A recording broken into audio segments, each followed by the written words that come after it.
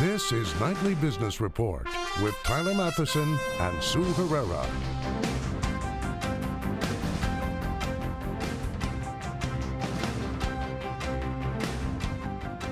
Good evening, everyone, and welcome to this special edition of Nightly Business Report. I'm Sue Herrera. And I'm Tyler Matheson. Welcome from me as well. On this Labor Day, we're taking a close look at labor, the backbone of the American economy.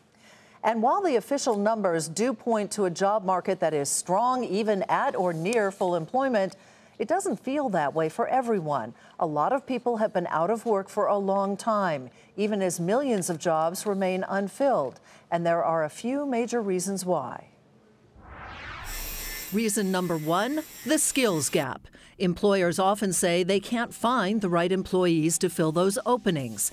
Technology and automation, as well as an aging population, are changing the economy, which helps explain why the most job openings appear in the professional and businesses services sector and in healthcare. A second major problem, labor force participation. The Labor Department says about 63% of our eligible workers are actually employed or looking for work, a number largely unchanged in the past 3 years. Some aren't looking because of reason number three, stubbornly low wages. Why isn't a tightening labor market pushing wages up faster? Some say it's because newly hired workers, and there are millions of them, make less than longer-term employees, holding overall wages down. And the labor pool may shrink even more due to tighter immigration rules.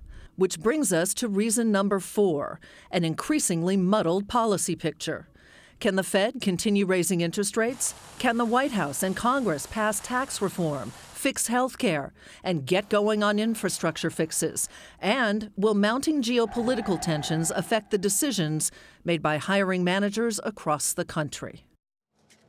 Let's bring in our panel now for more discussion on the state of the labor market. We have Mark Zandi, chief economist at Moody's Analytics, John Bremen, he's managing director and practice leader of human capital and benefits at Willis Towers Watson, and John Nobis is the CEO of the franchise trucking company 2 Men and a Truck. Have I ever seen a lot of your trucks around? Congratulations on that. Let me start, though, Mark, because I think it might be good to sort of have you paint an overall picture of where the labor market stands right now in America. It's a good picture, Tyler. We're creating lots of jobs, over 2.5 million per annum. We've been doing that now for 7.5 straight years. All kinds of jobs, low-paying jobs for sure, but middle-paying and high-paying jobs. And at the current rate of job growth, unemployment and underemployment continue to decline. So the unemployment rate is now closing in on 4%. Which by any estimation is pretty close to full employment. Wage growth been a little punk, but it is also picking up slowly but steadily. So all in all, it's in my view a good job market. Mr. Bremen, if I could turn you to the skills gap, which we listed as one of the 4 major reasons why we have a dislocation, if you will, to a certain extent in the job market. Do you see in your work a skills gap, or is it industry specific? Yeah, and thanks so much for having me. We are most certainly seeing a skill gap across virtually every industry today. Even though there are people trying to find jobs quite badly, companies are trying even harder to find employees, and they're just not able to find them. John, John Nobis, let me turn to you. Are you hiring? We are absolutely hiring, and I'm glad you see our trucks all over the place. And if we could find more people, you'd see more of them. Are you, well, that's to my point then. My next point will be, are you having a hard time finding people who want to do the hard work that your company does, moving and storage and so forth? It is very difficult work, and that's why people invite us into their home every day to be able to do that moving. And so it's difficult to find those people, but we're identifying the great people in this country that will do the work. But at the same time, for us to grow, we know that because of the tight labor market, we've got to find alternative ways to deliver that same service. And we're introducing those methods to the country through things like our Value Flex Interstate program. Yeah, tell me more about that. And have you had to, Mr. Nobis, pay a higher wage because it is so hard to find the right workers? Yeah, so what we've had to do is really incentivize and come up with ways to retain the great workers we have. and then without having to hire thousands of more people to do the work, through alternative ways of, instead of sending our guys across the country, for instance, to deliver the belongings from one side of the country to the other, we've had to outsource and find ways to do that delivery while we'll still provide the loading and the unloading on either end, given that we've got that national presence. Before I go back to Mark Zandi, John Bremen, John Nobis just pointed out that they're having a hard time finding people to do the hard work that his company requires. And I suspect you see that in lots of industries, that today's younger workers may not want to work in manufacturing. They may not want to work on farms and in construction. Am I right or wrong about that? Yeah, Tyler, I think you're right. We're sort of seeing a perfect storm right now where we have one generation retiring, the baby boomers retiring at the rate of 1 every 9 seconds between now and 2029. I'll be here another 20 seconds, John. And the newer generations just cannot replace those workers with those skills and that experience in manufacturing or farm work or technology or really anything right now. So what you're hearing is real across all sectors. Mark, let me turn to you then. You make the point that this is not going to improve anytime soon because we do have a robust job market, along with those underlying things that we just talked about. You say part of the solution would be more immigration, not less, yet we find ourselves in an environment where that may not happen. Yeah, that's a big mistake. As was pointed out, the baby boom generation is retiring en masse, and labor force growth is already slowing and will come to a virtual standstill 5-10 years from now, even at the current rate of immigration. So if we actually reduce the amount of immigrants coming in the country, the labor force will actually decline, which would make us feel very much like a Japan or like a Japanese economy. So I think it's clear that going forward that we're going to need a lot more immigrants. And certainly skilled immigration, I don't think there's any debate about that. But even unskilled, I think it's going to be difficult to find the kind of labor that we need to build homes and drive trucks and pick the vegetables and fruit and do all the kind of jobs that we need to get done. We're just not going to have the people to do it. So immigration is key, and we need more immigrants, not less. John Nobis, I don't mean to invite you into the political thicket, but I do mean to ask, how important are new people to the United States, immigrants, in helping you fill your labor needs? Do you hire a lot of new immigrants or what? Are they more willing to do the jobs than native-born Americans? Look, as CEOs and CEOs across the country, I'm sure, deal with the same thing. We deal the hand we're dealt. And so we leave it to the smart people to figure out the regulations and figure out what that regulation should be. What we do is say, how are we going to address what's coming in 2020 and 2025?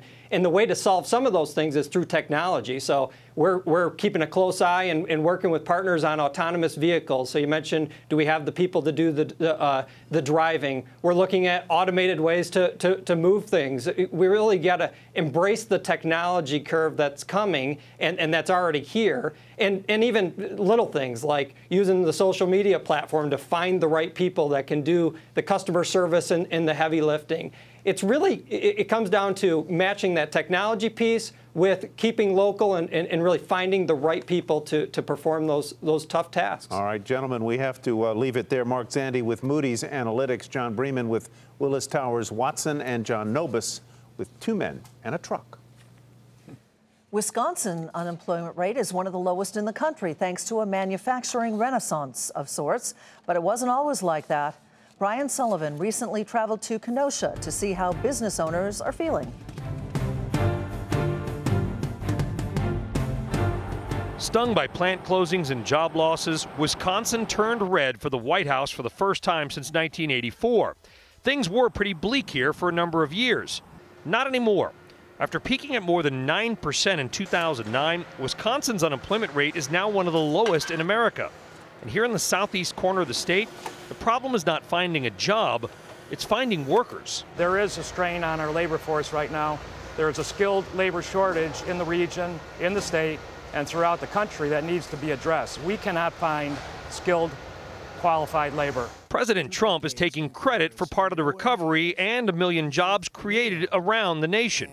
So when Republican Governor Scott Walker joined us at a manufacturing facility in Kenosha, we asked him how much of Wisconsin's recovery comes from D.C. and how much is due to the big changes and hard decisions made on the state level over the past few years. We started this years ago. Companies like Kittle Manufacturing, where we're at right now, where they make industrial lights, one of the great companies in the country, they moved up from Illinois because they saw the change. We're a state where the tax burden's gone down, the regulatory environment's improved, frivolous lawsuits have gone away, the workforce has improved. Whomever you give the credit to, it is undeniable there is a bit of a manufacturing renaissance taking place here. And so what I'll do, I'll spin the part. And a renaissance that students at Gateway Technical College are excited to be a part of. I feel like a lot of manufacturing is coming back to America where it wasn't before. Everybody wanted to go overseas where it was cheap, and now they're realizing you actually need skilled workers, which you can find right here in America and Wisconsin. And with the skills they're learning, they'll likely have their choice of jobs. Amazon has a massive new facility up the road with a few thousand workers. Many companies are moving here, like this one, which relocated from Illinois for the lower taxes. But the truth on the ground here in the Badger State is that the recovery is real, and people remain optimistic that Washington will keep its promises. Whether that will happen is also still up in the air. For Nightly Business Report, I'm Brian Sullivan, Kenosha, Wisconsin. Still ahead, we'll tell you where the jobs are in healthcare.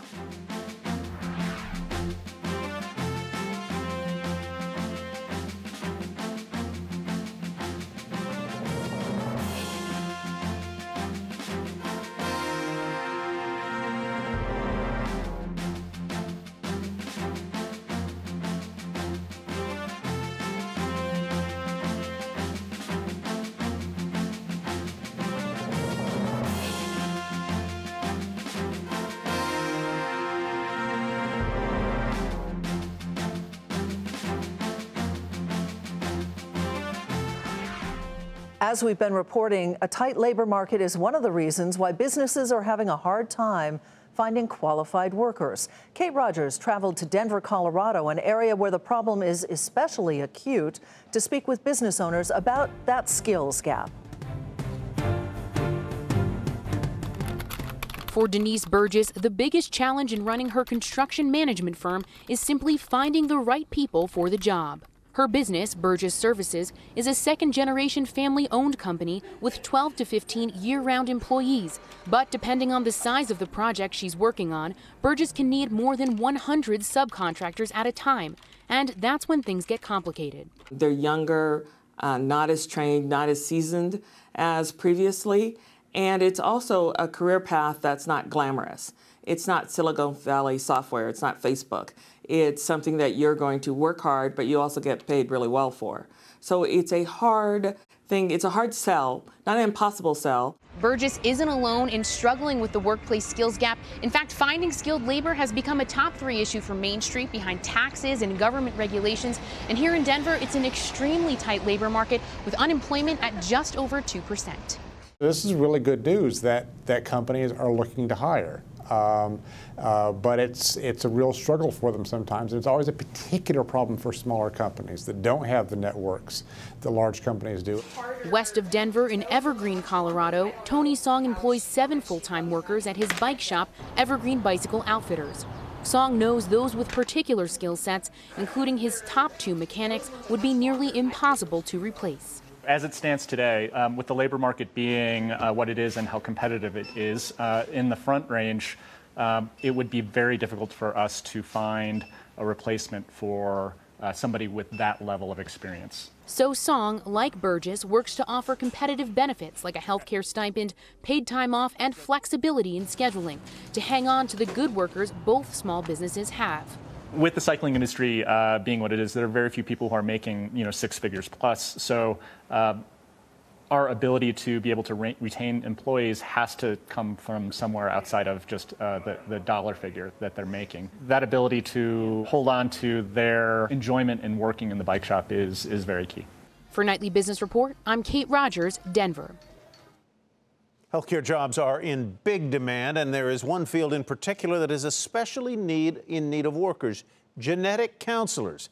Kate Rogers is back. I think she's looking for a job. Kate Rogers is back with a look at where the jobs are in Danville, Pennsylvania. As a college student studying biology, Megan McMinn thought she wanted to become a physician's assistant.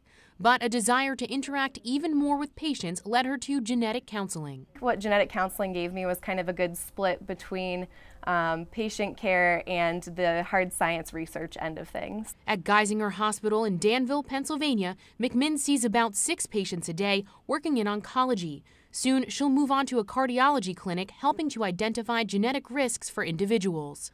The field of genetics has grown dramatically over the past decade, touching all aspects of healthcare as medicine becomes more personalized. And now, genetic counselors like McMinn are in demand, with the Bureau of Labor Statistics estimating the occupation is set to grow nearly 30% by the end of 2024. As genetics permeates everything, there won't be enough genetic counselors to see every patient who gets genetic information. Counselors don't need to be doctors, but do need master's degrees, making on average $80,000 a year. Salaries can reach up to $250,000 annually, depending on location and specialty. The National Society of Genetic Counselors is doing its part to spread the word to students in middle and high school about genetic counseling as a career choice, as the field grows and the number of graduate programs is increasing nationwide. The need for genetic counselors is already clear here at Geisinger. With 25 counselors on staff, the health system says it can't hire new counselors quickly enough as genetic testing becomes cheaper and more popular. The hospital is home to the MyCode Community Health Initiative, one of the largest databases of human DNA of its kind. Over the next few years, we would need hundreds of genetic counselors. I think they will become a key member of the team, discussing with patients and families what to do next. Geisinger also has a medical school and will soon offer a master's in genomics to bring more counselors into the field. And while the job can be challenging, McMinn says the ability to help more than just a patient is a worthwhile payoff. We are there for our patients, we're there for our colleagues, and we really are able to kind of bring to the forefront the fact that we're not just taking care of the patient, we're taking care of the entire family. For Nightly Business Report, I'm Kate Rogers, Danville, Pennsylvania. Coming up, a bright idea for when seconds count.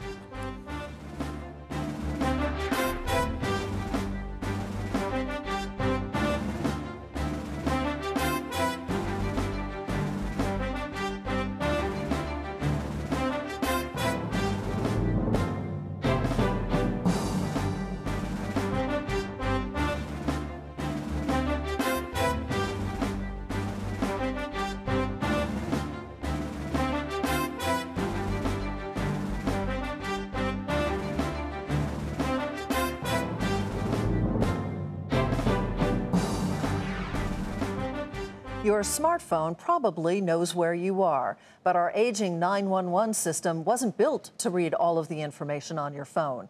And that makes for a dangerous equation. 70% of the roughly 240 million 911 calls that we make each year come from cell phones. And that's why 2 entrepreneurs are working to fix that problem.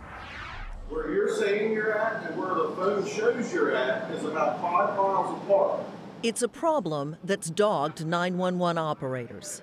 Built in the 1960s, 911 works well with landline phones, but call on a cell phone and 911 gets only an approximate location, often using nearby cell towers, even if the call is made at a 911 call center. It's roughly 4,000 meters away from where we're actually at. That's why Joe Thomas's staff at the Sussex County Emergency Operations Center in Delaware is testing Rapid SOS, software allowing the existing 911 system to read more data coming from smartphones. It pinpoints it right on top of the building where we're located. Michael Martin got the idea after he felt like he'd been followed home in New York City one night back in 2012. 911 call takers are doing heroic work in light of that challenge. But we're giving them basically no data to manage those calls. In grad school, he teamed with Nicholas Horlick, who'd volunteered taking calls on an emergency hotline during college. It was the same type of problem of someone's calling in, they're in distress, and no idea where they are. So they co-founded Rapid SOS, But perhaps more important than their tech know-how was the 4 years they spent taking input from government officials and many of the 6,500 911 call centers. In 2016, they released a free app called Haven. Last December, Harrison Dandria got lost when a thick, damp fog rolled in as he hiked in North Carolina's Blue Ridge Mountains. Your mind just goes into frantic mode. So he tapped the Haven app on his phone. Operator told me to stay right where I was, and a park ranger would be there within 15 minutes, and they were. Almost 20% of the nation's 911 call centers are using Rapid SOS, but it may cover most of the country by year's end. For some, it can't happen soon enough. In 2014, an FCC study said fixing 911 location issues could save more than 10,000 lives a year. Congress talked about it, but there hasn't been any legislation, let alone any passage of something that would make a difference. Tom Wheeler is one of 3 former FCC chairmen who have invested in Rapid SOS. They have built a platform that can be applicable in multiple kinds of situations, not just 911 calls. Those situations, upgrades to home security, car monitors like OnStar, and wearable health devices are where Rapid SOS hopes to make money. If this were on a health wearable device, this screen's going to have health information, heart rate, blood pressure. If it's coming from a connected car, now it's a picture of the car. Where was the impact? Airbags deployed? Who was wearing a seatbelt? How many people were in the vehicle? The cost? About $3 to $10 a month. It could be a small price to pay. The enormity of what it is we work on here, I think that affects everybody on our team. I mean, that's what really drives all of us. This is technology that's going to have the power to save a lot of lives. Rapid SOS expects to roll out upgrades to those consumer products later this year. And there's more that it can do for the 911 system as well. If a phone has a camera, it can put out a video feed that an operator can give to responders, allowing those responders to see what's waiting for them at the scene before they arrive. Almost 90% of family businesses fail by the time the 3rd generation takes over. One key to survival, innovation. In retail, merely being online won't be enough for many companies. One Midwesterner who found her way to New York City is using her family's manufacturing capabilities to make a bright idea for removable wallpaper and make it stick. I feel like this is more of a story. The story is the thing for Elizabeth Reese, but this former journalism student never thought her story would become a 3rd chapter in her family's business, the 91-year-old Cuban Nicholson printing plant in Milwaukee. I didn't really see my family's business as something creative. It wasn't even on my radar. It wasn't in my orbit. In 2010, Elizabeth's father, Mike Reese, mentioned a sales opening in his New York office while visiting her at grad school in Paris. Once she moved to New York, Elizabeth began a redesign of the company's website. That story begins with event and movie posters, graduates to billboards, and later wraps, everything from trucks and buses to entire building facades. Over time, the printers of the humongous have adapted to numerous plot twists. That is where I started to think, wow, we could be doing other things. Other things that Mike Reese hoped might jumpstart a stagnating business. Elizabeth dabbled in wall-sized maps, signs for glass doors, but a startup looking to decorate a temporary New York office space changed her life. That was kind of the moment when I started just dipping my toe, saying, well, what's out there in removable wallpaper? 8 months of research unearthed a high end and a low end, but almost nothing attractive in between. Or something that was bespoke, one of a kind, very specialized. Removable wallpaper designed with an artist's touch. It doesn't pull the paint. Her plan? To license contemporary work by artists in New York. All hand watercolor. And print wallpaper on demand back in Milwaukee. Mike Reese was on board almost immediately. We really had the back end here. We have plenty of capacity we have a good system, and it's Again, print on demand, it's printed and out the door it goes. Profitable almost from the start, Elizabeth's venture sold about $175,000 worth of her chasing paper in 2013. This year, we're on track to do over $1 million. Chasing paper's 2x4 panels sell for $40 a piece on the company website, as well as the Urban Outfitters, West Elm, and Bloomingdale sites. Being able to remove something and start all over from scratch again is one of the most amazing feelings. Interior designer Shelley Lynch Sparks has used chasing paper in more than 20 projects, including the new office space she's developing for Rent the Runway. I'm always customizing for a commercial client, and they're really trying to identify themselves in the space. So we design the wallpaper, and then we throw it to Elizabeth, and then, her designer puts their spin on it. A lot of her colors are really bold and give it a nice pop. Chasing paper is also working for DIYers at home, ordering as few as one or as many panels as it takes to help them tell their stories. People are just wallpapering in a different way. Now it's an accent wall. It's, again, the backsplash in your kitchen, behind your built-ins, or like for, a kid's room. And it feels like, a piece of art. In fact, Chasing Paper will introduce a new art collection this fall, and like all survivors, Elizabeth Reese is changing. She is entertaining thoughts about moving home to Milwaukee, where she may take a more prominent role in the family business. I think wallpaper is making a big comeback. Oh, I think so too. And how creative she was to incorporate artists in it. I mean, it's almost like a custom, one-of-a-kind piece of artwork. And removable, so you can change it if you get tired of it. I've steamed a lot of wallpaper off the walls. I wish that was around when I bought my first house. That'll do it for us. Thanks for watching this special edition of Nightly Business Report. I'm Sue Herrera. And I'm Tyler Matheson. Have a great evening, everybody, and we will see you tomorrow.